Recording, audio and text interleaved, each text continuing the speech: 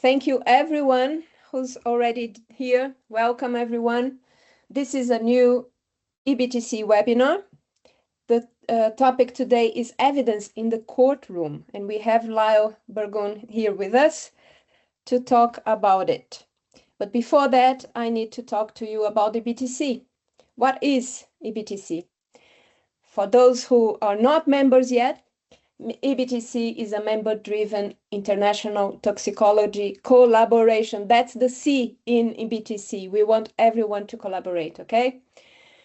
We work to make evidence-based thinking, evidence-based methodology is the standard in science. That's DEB in the start. And all that to make better decisions in toxicology, public health, okay? We do all that at the same time, we have a good time working together in projects that make a difference, okay? What are we going to talk about today? We are going to discuss how science is... Can you see my screen? Or it just went black. It went black. Yeah, back. Okay. How science is interpreted and challenged in court, in the court of Rome. Lyle will help us understand how evidence is used in legal decision-making. We hope we can discuss the use of evidence in the courtroom in the US, UK, and Europe, and what's the difference. I hope Lyle will explain to us what is tort law, okay? And who can reject science? Is there a gatekeeper in court that lets evidence in or out? Can we use the court to create public health policy, or is it not a very good idea? So I'll hand over to Lyle. He will introduce himself better than I ever could. Over to you, Lyle. You can share your screen. I think we have it. There we go. Yeah. Thanks, Patricia. Beautiful. Absolutely. It's my pleasure being here. I forgot to introduce myself. Right. Hi, I'm Patricia Logulo, and I'm here to answer, to help get your questions to Lyle too. And Paul is in the background doing the same in the chat. So thanks, Patricia. Thanks, Paul. We had a chat about this webinar a few weeks ago, and I was really excited about it. And it's like, you know, this is something I really want to do. And so as one of my colleagues knows, right now, I am in the midst of the worst report writing season I've ever had, but I wanted to take the time here to talk to you all about this because this is important, and I think it's interesting too because a lot of us in toxicology don't deal with the court system. So as mentioned, I'm Lyle Burgon. Let's see here. So very, very brief background on me. I was an academic for a while during the days when NIH wasn't paying well. And so I decided to go to the government instead. And I was at EPA from 2009 to 2015.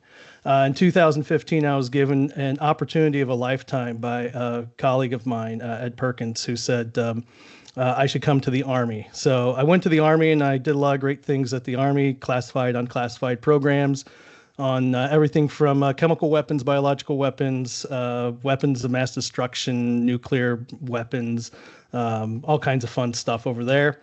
A lot of intelligence work. And then we had some issues, family issues, and I had to step away from my government work. And luckily, I had this going on in the background. Raptor Farm and Tox was started in 2019 as an outside activity. And now a lot of what we do is we actually try to build a lot of products. We try to help Fortune 500s with their toxicology issues. But probably what most of our work has been of late, and I think is probably our most impactful work, is our work in the courtroom. So today I'm going to talk a little bit about the stuff we do in the courtroom, and I want to start off. There we go. I want to start here. So several months ago, or several years ago, actually, it's 2023. Oh yeah, by the way, if I talk about cases, most of the cases I talk about are going to be composites because I can't talk about ongoing cases and I can't talk about cases that have been sealed. This particular case has not been sealed, but it's still a bit of a composite. In 2023, several years ago, a woman called me in the middle of the night, thinking she's going to get my voicemail. I actually pick up my phone at all hours, my business phone especially, at all hours of the day and night. She's over in Colorado, and her son had died. Medical examiner ruled it an alcohol-related death. And so her son had died, and she found alcohol in his system. The medical examiner found alcohol in the system. And the crime scene looked a lot like this, where you had a lot of beer bottles all over the place. There was a bunch of drugs here, and they weren't all different shapes. They're all the same thing, and they were all actually fentanyl. And the medical examiner said, oh, well, you know what happened here is I detected alcohol. Yeah, there's a little bit of fentanyl in the system, but when there's alcohol plus fentanyl, we call it an alcohol-related death. And it's a way of kind of brushing under the rug the fentanyl aspect. So the reason why the medical examiner did this is actually because in Colorado, there is a death by delivery law. They're one of the few states that have this. And what that means is if you're a drug dealer and one of your customers dies of an overdose of your product, then you can be charged with murder in Colorado. I'm not here to debate the pros and cons of that. I try to keep my politics out of things. But from a very strictly science standpoint, that's not at all what happened here. What happened, the alcohol is not what happened here. His alcohol, his BAC in his blood was actually 0.02. Now, this picture doesn't show it because it would be too graphic, but his body was actually extremely decomposed. It took several days for his roommates to find him because they had left for the weekend. So presumably, based on the maggots that we found on his body, we believe he died Friday night. He was discovered Monday morning.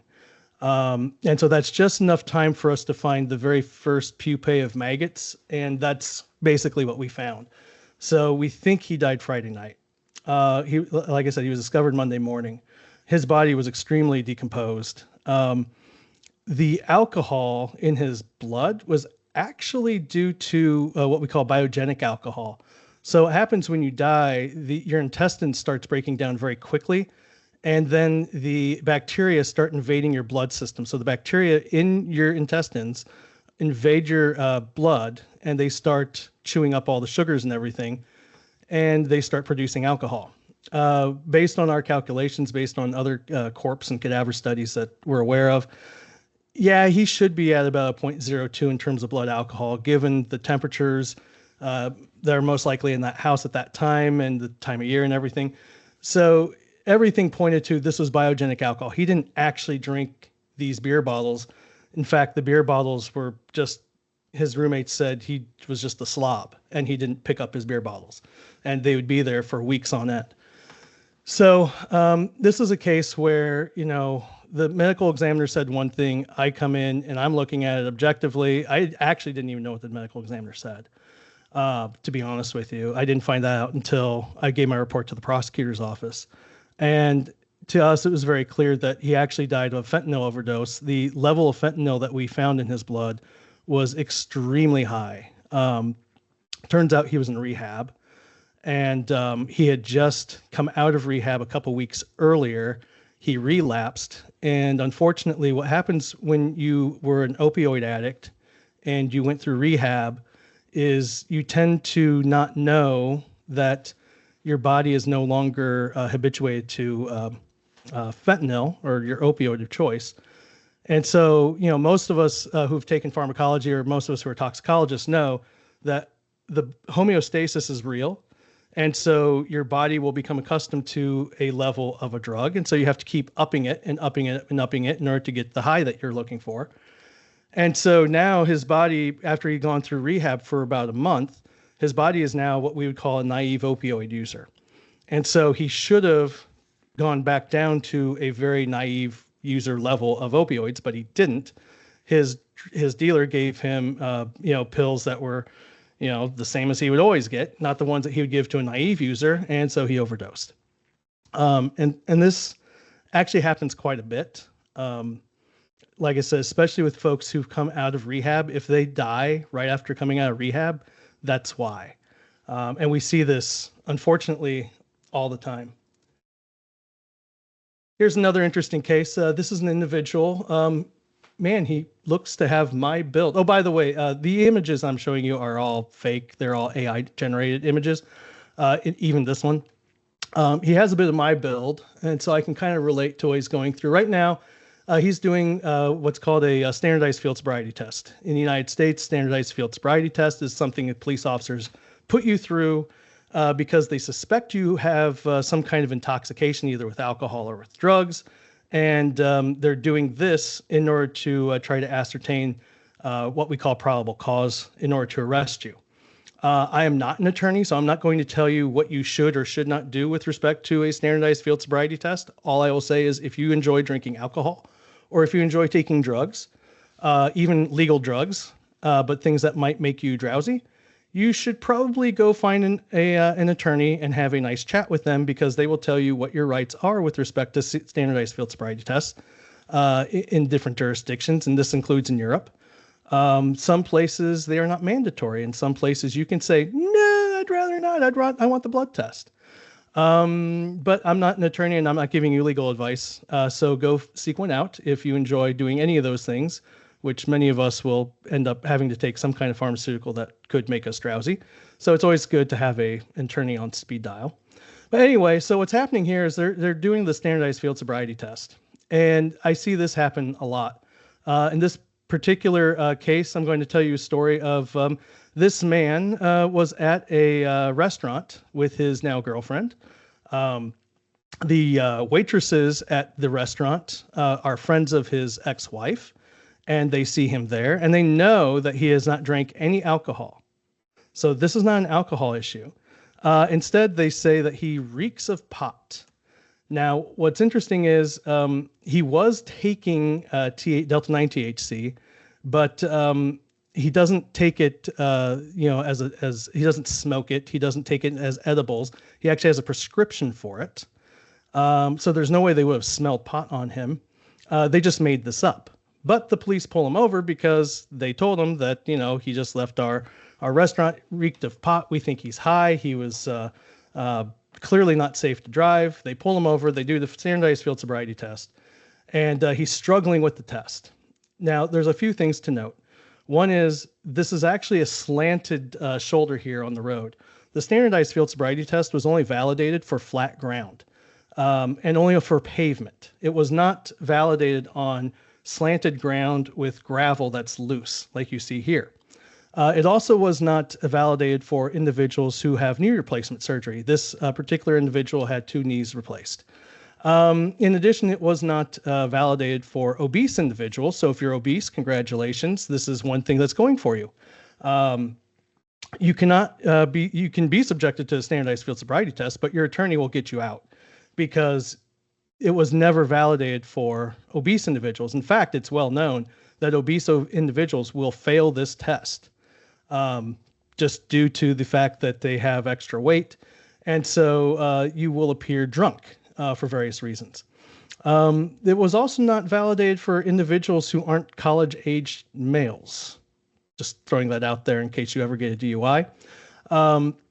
So all of this points back to the question of, well, is this method of assessing somebody actually reliable or not? And under what cases is it reliable? And then I'll give you another one. This is a very interesting case. My associate who's on the in the webinar room with us is probably familiar with this case. Again, this is a bit of a composite. I've brought together about 4 or 5 cases for this, but it's a lot based on a more recent case. We have an airman. So this gentleman right here represents the airman. And airmen are typically young people. We're talking maybe 19, 20 years old. They could be as young as 17, technically. And in this particular case, we have a young person who they just had a baby. What a great thing for them. Unfortunately, his wife had a catastrophic C-section. So she was bedridden for several months. And he was the one solo taking care of the baby. And, they had friends and family come out and visit them. And one of the friends made some cookies, and which is nice, right? Who doesn't love cookies? and he'd have a couple cookies every day, and and she kept making more cookies. And unfortunately, the cookies, unbeknownst to him, were laced with Delta 8 THC. The wife and the friend used to do Delta 8 THC together in baked goods. Those of you who are familiar with Delta 8 knows that it is not nearly as potent at the receptor as Delta 9. So it takes a lot of Delta 8 to actually get someone high. Unfortunately, the military has a zero tolerance policy for Delta 8 and Delta 9. And so when he came back to duty, one of the very first things that happens, and everybody knows this in the military anyway, is that the minute you come back to duty, you have to do a urine test. We call it a P test. I won't use the other word we use for it, but we call it a P test. So he has to do his P test. So he does that, and he comes back screaming high for Delta 8 THC. And the command is very upset. They're like, what's wrong with you? Blah, blah, blah, blah, blah. And this makes it all the way to what we call an administrative discharge hearing, which is similar to a court martial, except everything is stacked in favor of the prosecution. The only thing going for him is that he has a presumption of innocence.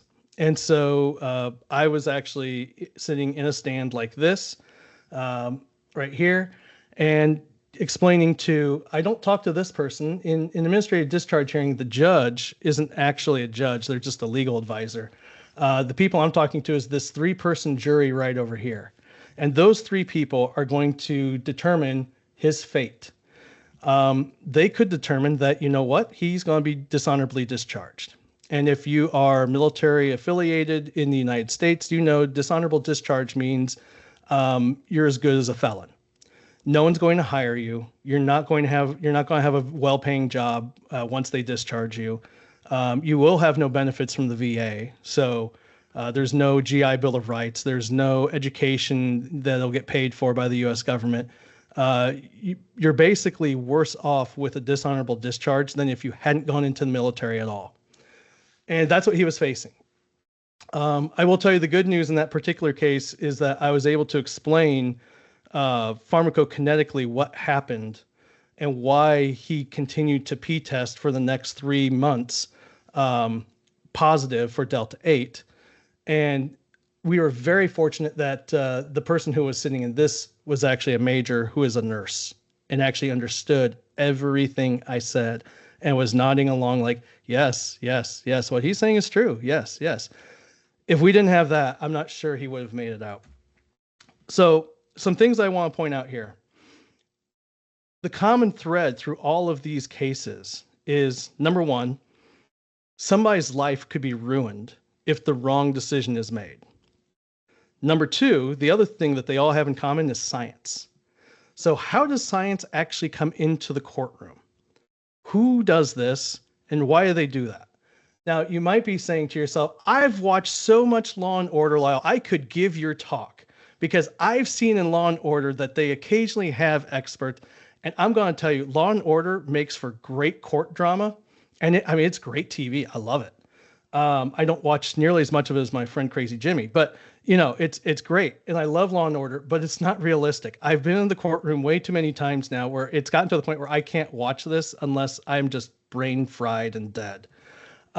What's actually more realistic is the famous movie, My Cousin Vinny. And anyone who remembers My Cousin Vinny, which, by the way, I did not remember this scene until last night when I was thinking about it. And my wife was like, how did you not remember this? This is like the whole crux of the movie, the best part. Mona Lisa Vito is actually an expert.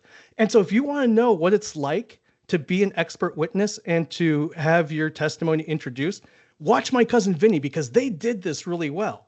Now, you might remember the guy says, okay, Miss Vito, what's your occupation? She says, well, I'm a hairdresser. Well, I used to be a hairdresser. I'm out of work right now. And then he says, well, then why are you able to opine on tire tracks? And she's like, oh, it's because, my uncle was a mechanic. My grandfather's a mechanic. My dad's a mechanic. My 4 brothers are mechanics. I live with mechanics. And the attorney rightly then says, that doesn't make you an expert. And he says, oh, no, I help my dad at the garage. I do tune-ups. I do oil changes, brake realignment. I do engine rebuilds. I change the tires.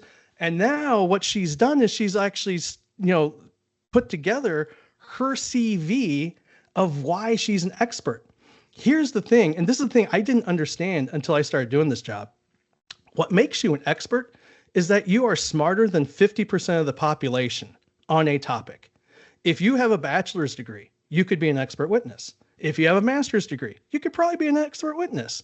If you are, a PhD, you could probably be an expert witness. My father-in-law is a diesel mechanic. He can be an expert witness.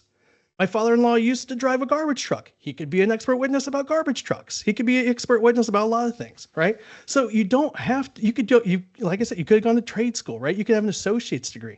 You just have to be smarter than the average person about a particular topic in order to actually be qualified as an expert. And so in this particular case, Mona Lisa Vito, she is actually and she's probably more expert than I am about cars. And I think I know a few things about cars. Clearly, this is an AI-generated image. And so this is kind of what courtrooms look like. And I just want to go over the anatomy of this real quick. Right here, this table right here is going to be the defense. And these folks over here are the prosecution. Okay, this is the witness stand. And then in this case, we just have a 3-person panel because this is military and not civilian. But what's happening here, the way the way we introduce science into the courtroom is this attorney doesn't, sorry, I'm pointing at the wrong screen. This attorney here doesn't do any of the talking, okay? So this is the defense table. This attorney is not going to do any of the talking about, okay, so, this assay said this and this assay said that, and so therefore blah. No, he has to ask this expert witness questions and elicit from them, okay, so Dr. Burgoon, what did the blood test say? Dr. Burgoon, what did the urine test say? Dr. Burgoon, can you say that somebody that somebody is high just because you measured THC in their urine? And the answer to that, by the way, is no.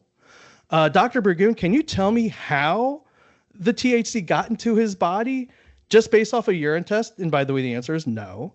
And so then he'll ask, well, how do you know that he ate these cookies? And that's how the THC came in. Oh, well, I interviewed the person who actually made the cookies.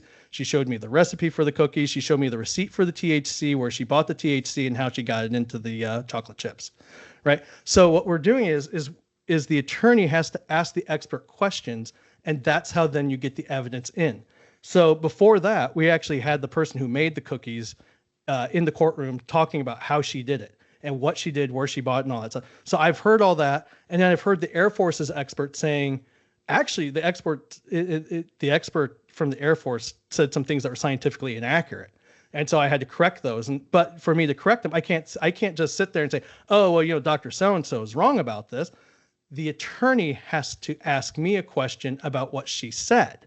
And he's like, well, Dr. So-and-so said that she can tell that somebody is high just because there's THC in the urine. Is that true? And then that gives me the opening to then say, number one, no. And then number two, why it's not true. And so that's how this works. Now, after this attorney's done asking me a bunch of questions, then it goes over to the prosecutor or the other side, right?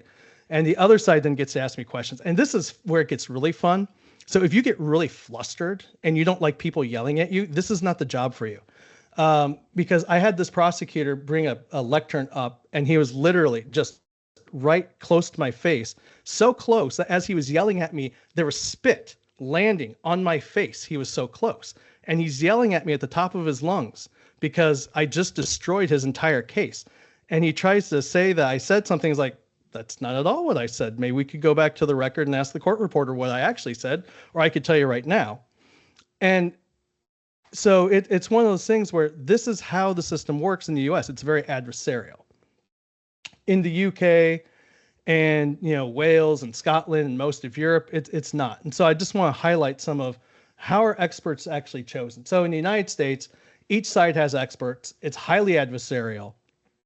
Judges act as gatekeepers, and then the trier of fact weighs the evidence. Now, what is trier of fact? That's like this really crazy law jargon. What am I saying? So if your case is before a judge and a judge is going to decide it, we call that a bench trial, then the judge is the trier of fact, which means they're the ones who is actually going to weigh the evidence. Unfortunately, for most people, your trier of fact is generally going to be a jury. And generally speaking, they don't like scientists on juries. So what you're going to have is you're going to have a bunch of people who may not have any science literacy whatsoever weighing scientific information about your guilt or innocence. And this is where it becomes really important for someone like me to be able to explain to them, okay, so this is how I would weigh the evidence if it was before me. But in order for me to say that, I need the attorney first to ask me that, because I can't go off on tangents like this. The judge will shut me down, which is one of the ways that the judge actually acts as a gatekeeper. So the judge is listening to what I'm saying, and if I stray away from what the question was, the judge will say, Dr. Burgoon, stick to the question. And if they say that enough times, they're going to get really irritated with you, and you're going to say, Dr. Burgoon, you're done talking. And then you're gone. The other thing that happens is before I even come up onto the stand, the attorneys in the United States will sit there and they will bicker and argue about whether or not I'm allowed to talk. And what they're trying to do is their experts have gone through my report and they found what they believe to be weaknesses. And then they're going to try to convince the judge that my scientific methodology that I use to come to my opinions is actually not either A, not scientific, or B, not reliable. And when I say reliable, it's not just how I went about going, so I do a lot of systematic reviews in court. We're all supposed to, basically. I mean, we do variations on the systematic review, but that's essentially what we're doing. And if my approach to the literature search is unreliable, i.e., I didn't really record what search terms I used. I just kind of, rolled the dice with PubMed. And I laugh because that was in one of my previous cases. The guy's like, well, I don't know what I searched. I just searched a bunch of words in PubMed and a bunch of papers appeared and I downloaded them and I read them and I came to my opinion. That's what happens in a lot of cases. And so, we attack that as that's an unreliable way of doing this, Your Honor. I can't even reproduce it. One of the key tenets of science is you have to tell me what you did so I can reproduce it so that I can verify that what you tell me you got is what you actually got, right? So we do things like that in court, and that'll be before we even go up on the stand. And the judge will listen to the arguments.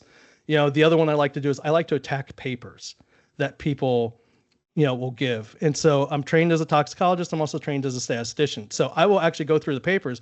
Oh, they use Cox proportional hazards. Oh, that's interesting. Okay, let me look at this. Oh, they violated this assumption of the Cox proportional hazards. Well, did they do something to mitigate the fact that they violated the assumption?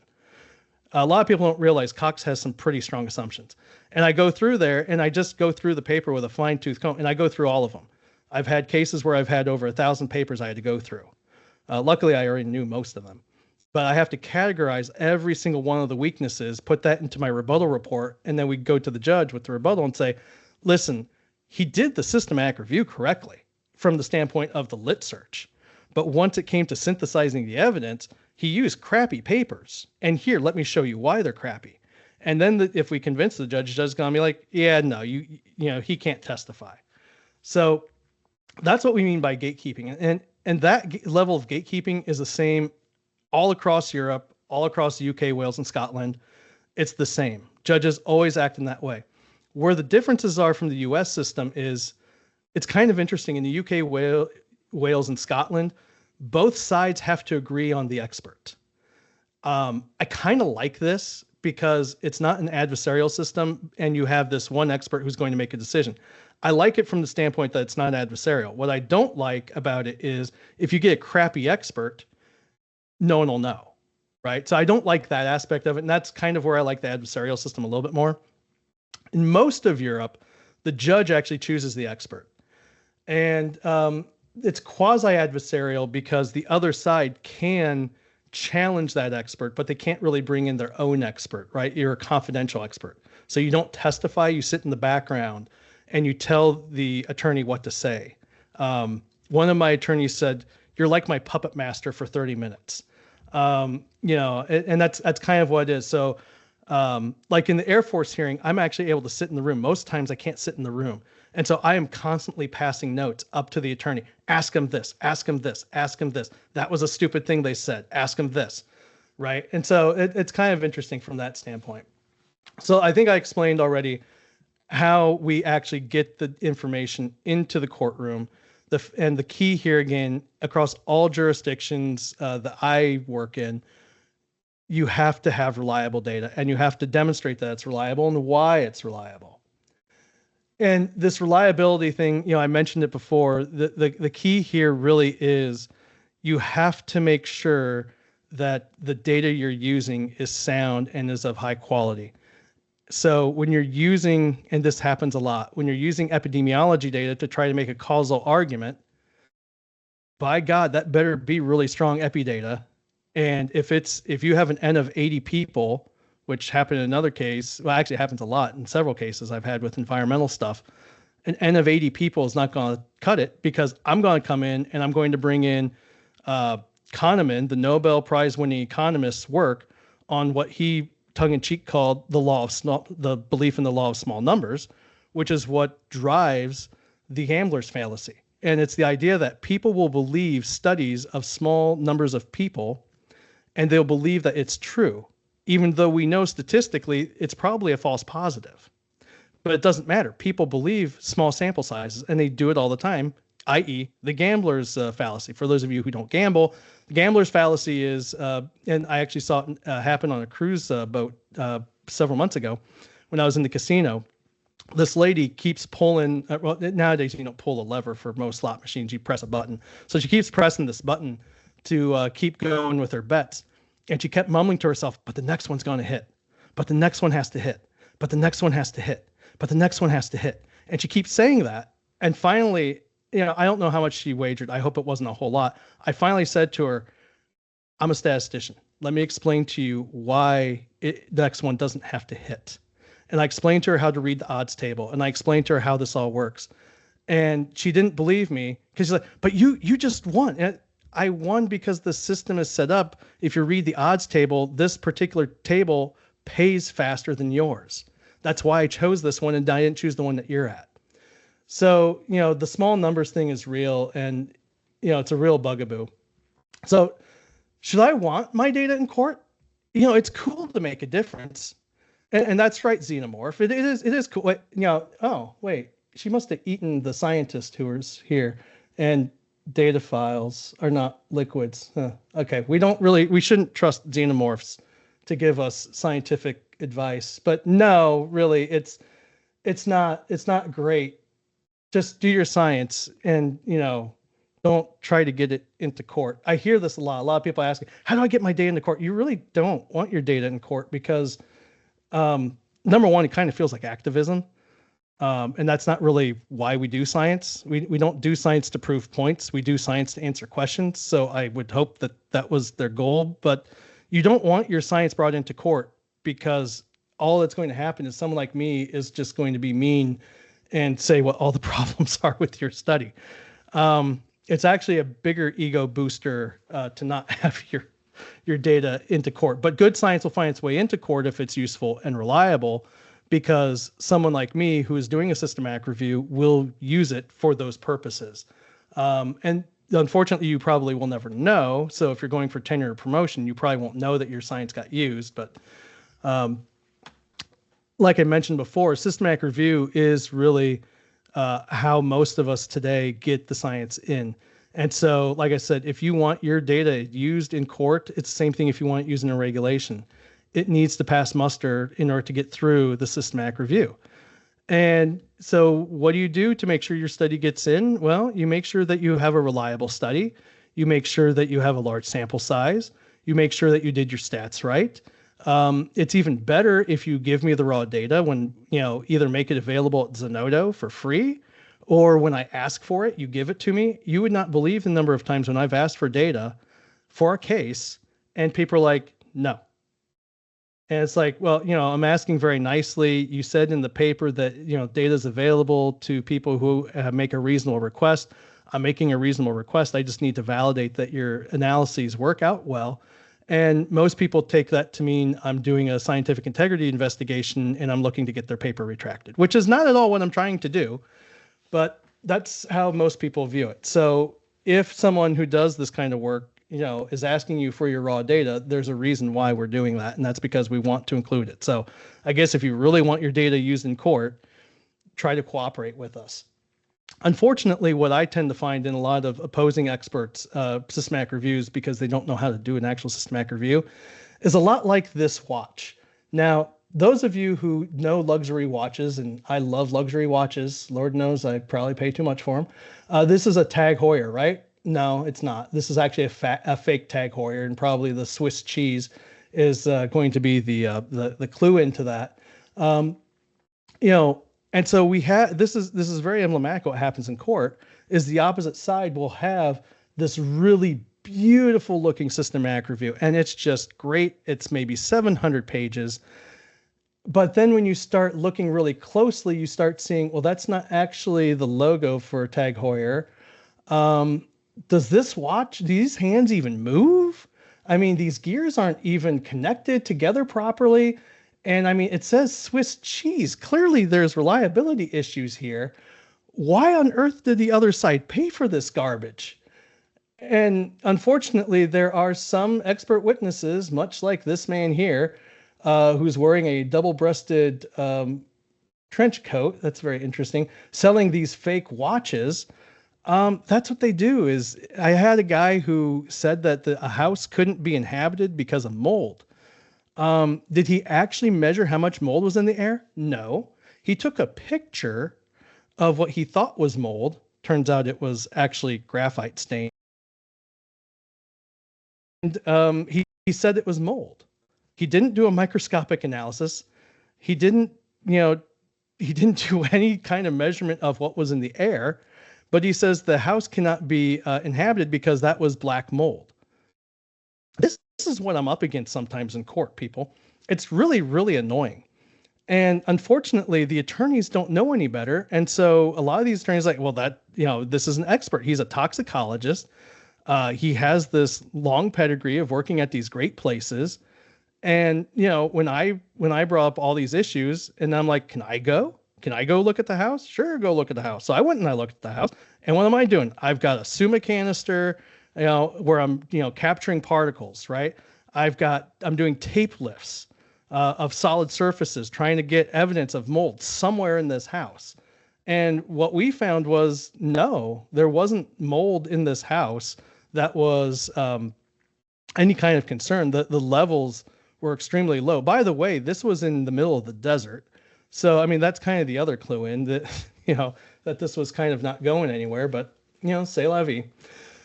So the last thing I want to touch on is this, the public health question. This just came out in a couple days ago. And if you're here in the United States, you probably saw a news report or maybe a tweet or something similar from a congressperson or a senator. I've seen several from senators all saying, hooray, science won. So what this is the American Academy of Pediatrics and several other medical groups suing Robert F. Kennedy Jr. because the Secretary of Health and Human Services in the United States disbanded a vaccine advisory committee, reconstituted it, and then started making vaccine recommendations without the input of that vaccine advisory committee.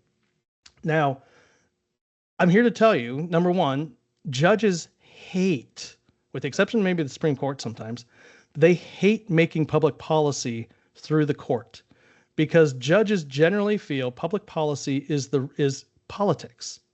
And because it is politics, that is the job of the executive branch and especially of Congress. But that is not the domain of the courts. The domain of the courts is mostly to say, okay, you made this policy, now is it constitutional or not? Or did you violate some other law when you created it? That's usually where the courts like to play.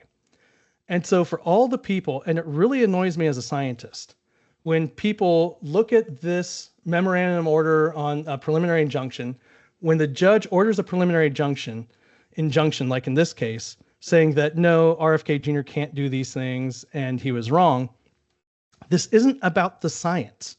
Nothing in this case is about the science. And if somebody just took the 30 seconds to read the flipping motion order from the judge, what they would see is the judge ruled on just administrivia.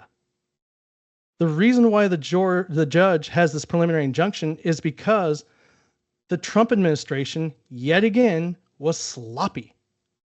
What they did was they violated the Administrative Procedures Act. So they created rules without promulgating them properly.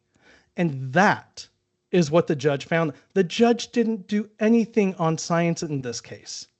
The judge doesn't even care about the public policy aspect of this case. The judge's issue was, you know what? You violated the law. So it irritates the crap out of me when I see CNN, when I see CBS, when I see ABC News, right? I see, okay, the BBC didn't actually weigh in on this for once, which was good. I think The Guardian did. And a lot of these outlets are all saying the science won. The science didn't win. There was no science argument here, right? There were no expert witnesses brought into this. This is purely, you violated the Administrative Procedures Act. Shame on you. You're going to probably lose the lawsuit because you did that. And the thing that I find especially troubling is this is what happened in the first Trump administration. You would think they would have learned by now how in the world to make a rule because it's not that flipping hard. The EPA actually surprisingly has been doing it very well, but HHS has not. And that is actually what the judge said. The judge did not make a ruling. Now, here's the thing. Why don't we want judges making public policy? Because public policy is the realm of politics, and it is the people who need to be the ones who determine what the public policy of the United States is, not judges who are not accountable to anyone. That is why judges don't do that. That is why the Constitution is pretty clear about the fact that judges are not supposed to be doing that. If you aren't familiar with that and you're in the United States, you should go read, I forget which article it is, probably Article 3 or 4, where they talk about the judiciary branch, because the framers made it very clear that is not the domain of the courts. Now, you can argue with me about, oh, well, you know, there was Roe v. Wade. Again, that was a constitutional question, not necessarily a public health policy question. And so that is where that all derives.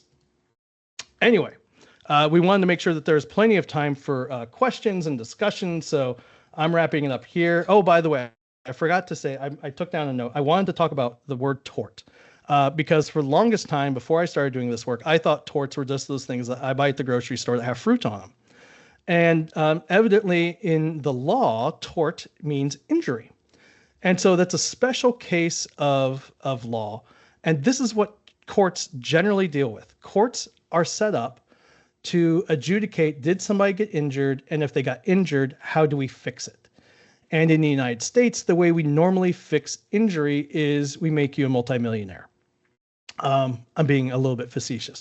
What'll happen is somebody will have to pay you for that injury because, you know, if you have scalding hot coffee that gets spilled in your nether regions, there's no amount of anything a judge is going to be able to do to fix that for you and to relieve that pain, because by the time it gets to the judge, it's already been 3 years. So about the only thing we can do is give you some money and hope that that kind of sort of makes it better for you. And that's how our system is set up. We can thank the Brits for that because it all came from common law. Most of what is decided in court is not actually based on laws written by actual legislatures. It's kind of funny. A lot of it comes from common law. And so that is just the law that exists kind of in the background, strictly within courts. And this is why you need to hire an attorney, because you cannot go easily to a book and find all these little nuances of common law. I had to take several courses when I was in business school on business law. And it's very, very tricky because in this kind of a circumstance, this part of common law plays in. But in this other one, it's this other kind of common law. So this is why we hire attorneys. Anyway, with that, let's answer some questions and start a discussion. Okay, so we have a few questions, so people please do kind of jump in with more. She says she's muted. Here we go. Allow mic. Does that work? Patricia, try unmuting yourself now. Yay. Yes. Good. I could not unmute myself. I'm sorry. You should be able to see yourself. You may be able to enable your camera as well. There you go. Good. I can shut up then in that case. Fantastic.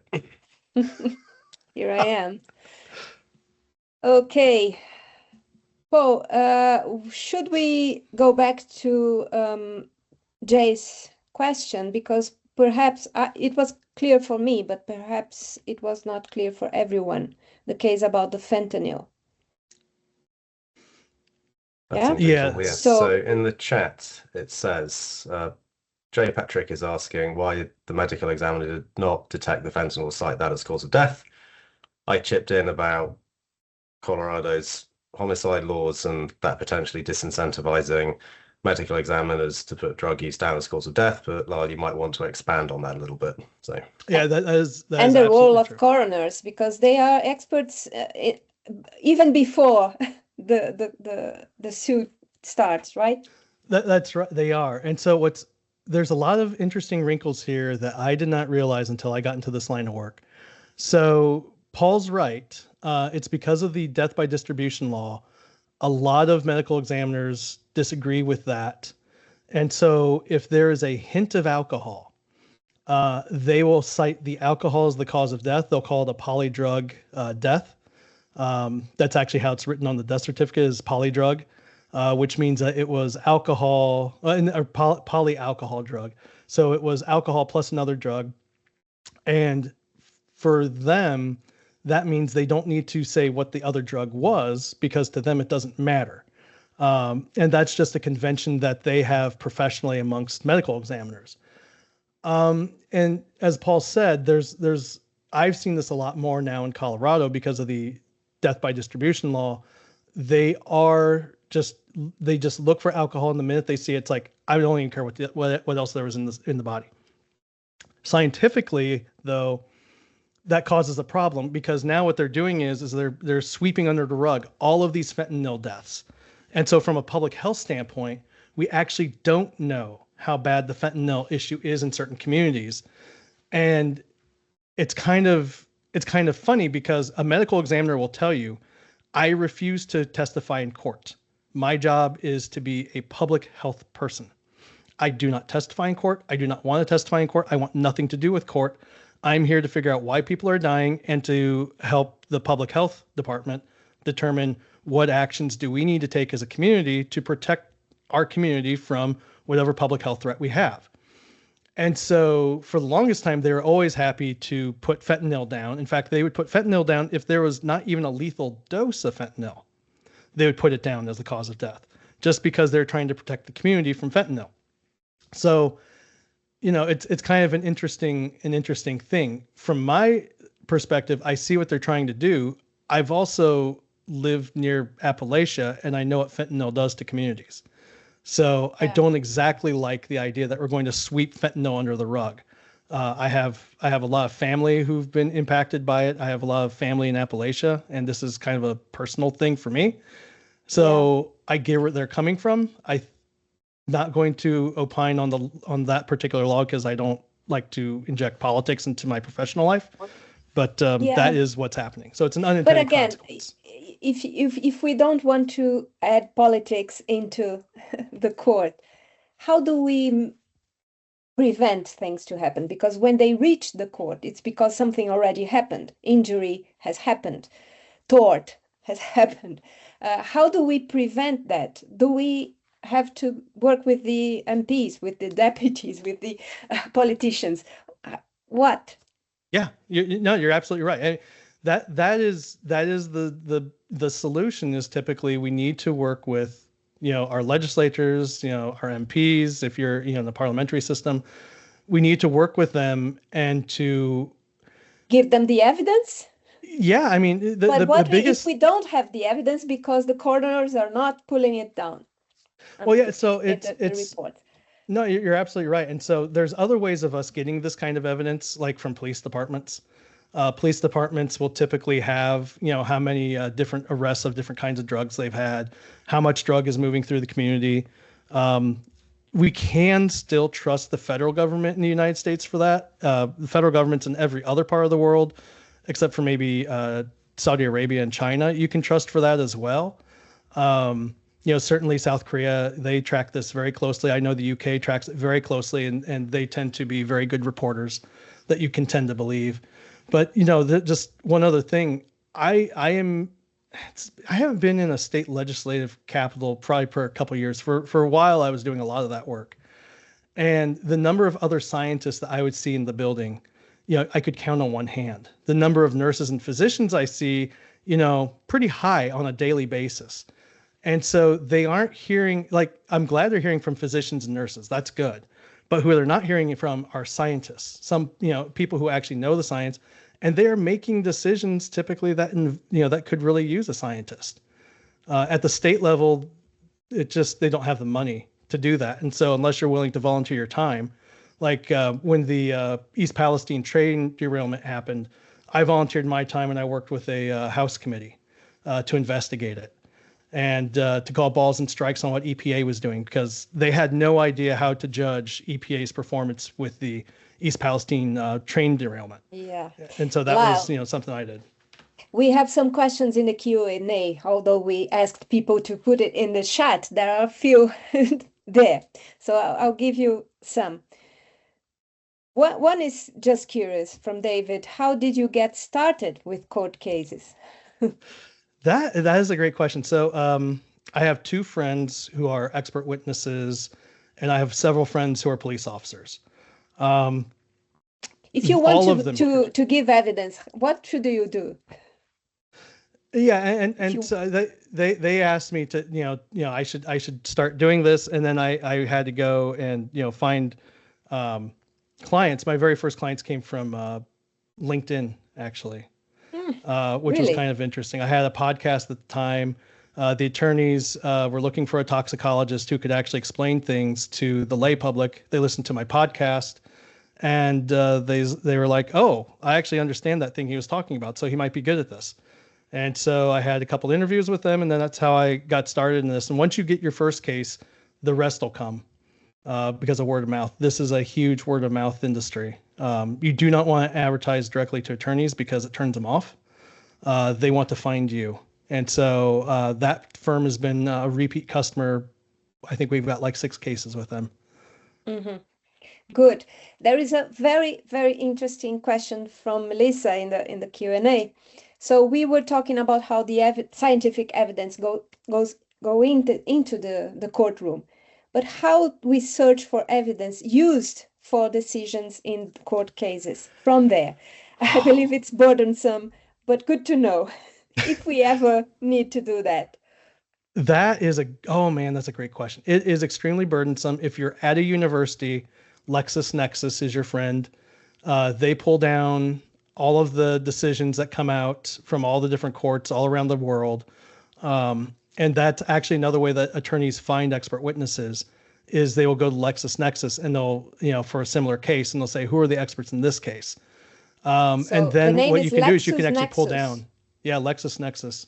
Okay. Westlaw has some as well. And so if you can find, unfortunately, expert reports tend to get sealed. And so you can't always get the expert reports. But in the judge's opinion, when they make an opinion in a case or they make a decision in a case, they will cite back to the experts. And so that's about the cleanest, easiest way of seeing what science was used. You may not get actual citations of this particular study, but then at that point you'd have to do some legwork and maybe track down the expert and ask them, hey, did you use, what kind of data did you use? And sometimes they can give you a version of the report that wasn't filed with the court. Sometimes they can answer US, questions. Right? That'll be the same for UK, Wales, Scotland, and the rest of Europe. And I always have to break out Scotland separately, as some of you know, because they have a slightly different governmental system over there. So their rules can be a little bit different in the court, but for science, it's the same as the rest of the UK and Wales. Okay. I'll do one of mine now. Okay. If they do, courts define, identify, or manage conflicts of interest? So that's a really good question. The lawyers are the ones who are going to litigate that, unless you're in Europe. If you're in Europe, the judge will look at that, and they'll make a determination as to whether or not they think conflict of interest is an issue. The way we normally defend against conflict of interest in the U.S. system is we don't really care because you're getting paid by a party anyway, and that is the ultimate conflict of interest. So what we do is we say, I'm not going to care so much about what conflicts you do or do not hold, because what I actually care about is your science. And so it doesn't matter if I'm getting paid by XYZ company in the case, right? Because everybody's being paid. The lawyers are being paid. All the experts are being paid by their sides independently. So what we do, that's about the only reason why I like the adversarial system, is because then I can go through and I can criticize this person on their science, because I know he's getting paid just like I'm getting paid. In most cases, they normally get paid more than me. I have a case where there's an expert epidemiologist whose name many people on this call would know, but I'm not going to name him by name, who is charging over $1,000 an hour. I don't charge anywhere near that. I would love to. I don't. I actually think. But is it a good job to be an expert witness? It's a good job if you are able to handle people yelling at you. Then it's great. A lot of people break in the in depositions, I'll be honest. So I would love to train more people to be expert witnesses. I'm being very honest about this. There's so much business, I can't do it all, and I'm burning out. So I would love to have competition in this space because there is no competition. I mean, there's so many cases, right? There isn't real competition. So we're not competing for resources because there's so many. So I would love to train people, and it's something I've been thinking about starting up. But the issue is, when I have trained people in the past and we've done mock depositions, they break, and you can't break. And we've tried working with them, and it's just something that they get stressed out about it and they don't want to do it anymore. So like I said, I've been through interrogation training on both sides at the Army. And so, and I was abused as a child. So I'm used to people yelling at me. I'm used to being hit. I'm used to being, this does nothing to me. There's nothing an attorney is going to do in the deposition that's going to hurt me. I've seen it all. But if you haven't had that, you probably weren't going to be very good at it. What you're saying is that evidence is not enough. You have to have guts. You do. You do. You have to be a good scientist, and you have to have the guts to stick through this stuff. I mean, at the end of the day, they're yelling at you. That just means you're winning. And that's what we tell people. If the other side is yelling at you, that means that you've made them so angry that you are winning. And so I always relish it. I had this attorney yelling at me at the top of my lungs that I didn't understand the definition of a word. And you're right. I did really poorly on the verbal part of my GREs. It's amazing I got a PhD. And he got even more mad because I'm sorry, but that's the truth. I'm not the best with words. I'm not Shakespeare. Yeah. Patricia, it's top of the hour. We need to stop, I'm afraid. Do you want to end it, Paul? Yes, we need to end it. Yep. We've got people leaving now, so time to stop. It's very pragmatic. Yeah, that was so nice, Lyle. Thank you very much. People are saying in the chat that your stories are great. So it's very good to have real, even if hidden behind AI stories. Thank you very much. I hope everyone enjoyed this session where we had one more opportunity to talk about evidence. Another kind of evidence, but evidence. Stuff. Great. Thank you, everybody. Thank you, Lyle. We'll be posting this recorded version of this on our YouTube channel in a week or so, I expect, once we've done the editing. So, I will look forward to seeing you on the next webinar. Awesome. Thank you.